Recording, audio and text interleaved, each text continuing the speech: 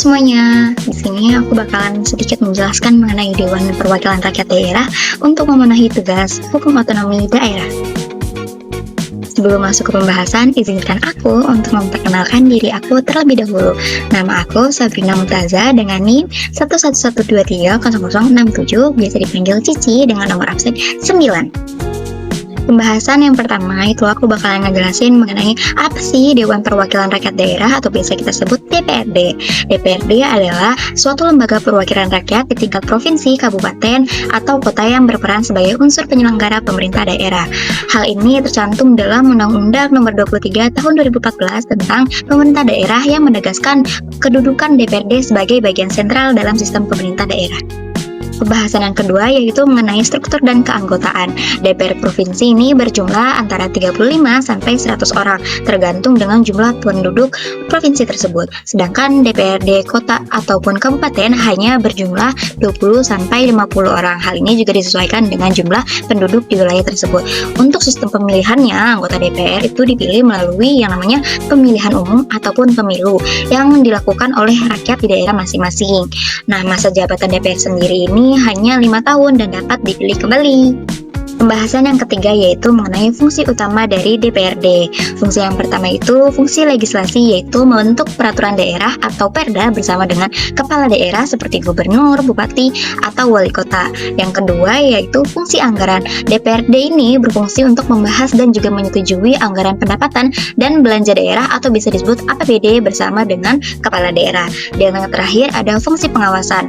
DPRD ini memiliki fungsi untuk mengawasi pelaksanaan perda, APBD, dan kebijakan pemerintah daerah agar berjalan dengan sesuai aturan dan tidak terjadi yang namanya penyimpangan.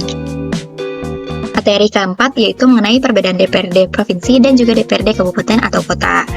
Dilihat dari cakupan wilayahnya, DPRD provinsi ini sebenarnya mencakup satu provinsi tersebut, yaitu terbagi menjadi beberapa kabupaten dan kota. Sedangkan DPRD kabupaten atau kota hanya mencakup satu kabupaten itu atau satu kota tersebut. Nah, untuk fokusnya sendiri, sebenarnya DPRD provinsi ini lebih fokus pada kebijakan yang berdampak luas, seperti pembangunan infrastruktur yang menghubungkan berbagai daerah. Untuk DPRD kabupaten ataupun kota, mereka bekerja sama dengan bupati dan wali kota dan lebih fokus pada pelayanan publik tingkat lokal seperti pendidikan, kesehatan, dan infrastruktur desa atau kelurahan, serta pada isu-isu lokal dan pelayanan publik yang langsung dirasakan oleh masyarakat di wilayahnya.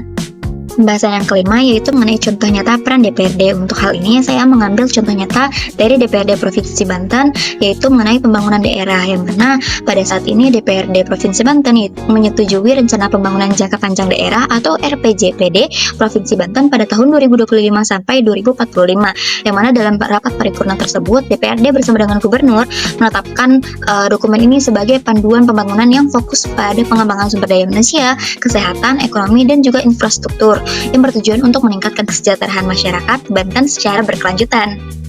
Selanjutnya itu mengenai pendapat atau refleksi pribadi saya. Menurut saya kinerja DPRD di Indonesia ini sudah berjalan sesuai dengan fungsi utamanya, tapi memang ada beberapa hal yang harus diperbaiki agar mereka lebih optimal. Yang pertama itu mengenai transparansi, yang mana setiap proses pengambilan keputusan itu harus dengan yang namanya transparansi agar masyarakat itu lebih mudah untuk mengakses informasi tersebut dan juga memahami kebijakan yang dibuat oleh anggota DPRD.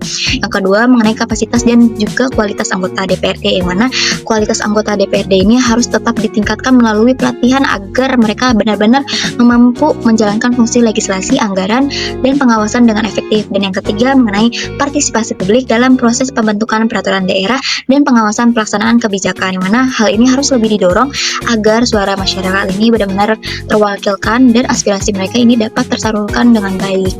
Dan yang terakhir ada perlunya memperkuat fungsi pengawasan agar lebih tegas dalam mengawasi pelaksanaan program pemerintahan daerah, sehingga anggaran yang telah dikeluarkan ini dapat digunakan dengan tepat dan tidak terjadi yang namanya penyimpangan.